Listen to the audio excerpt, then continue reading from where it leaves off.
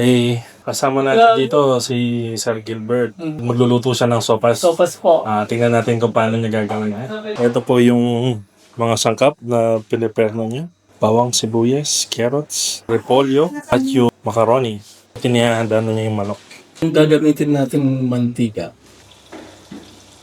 Bawang. Mabilis lang ba magluto ng sopas? Mabilis lang. Kaya pala sopas. Sopas. Tapos sibuyas. Sibuyas. Ang bawang yung pagtanggal lang lang sa manok. Dalawang manok po yan. Kung wala po kayong manok, Sa kapitbahay. sa kapitbahay. Sanay na magluto ng maramihan si Sir dahil nagluluto kayo para sa church. No? Ano pangalan ng church niyo? GWF Ministry.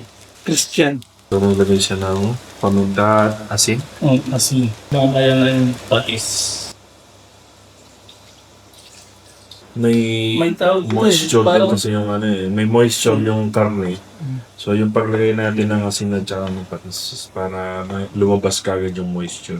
ang tawag singkutya. Singkutya sa Tagalog. Pagtutubig mag-isa yan. Hindi na natin kailangan ng tubig.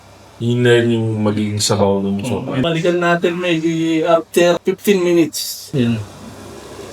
Sabaw yung lahat ng lasa naman. Kaya din na kailangan ng cubes. Pero wala tayong wala tayong hotdog. Wala. Yung iba nilalagay ng hotdog yung sopas. Try kong lagyan ng Pero ang dami ng manok niyan, hindi na kaya.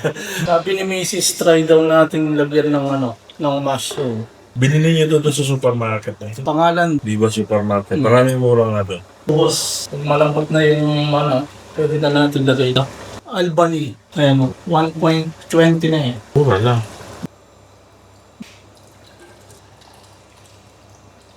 Sabay na natin itong carrots.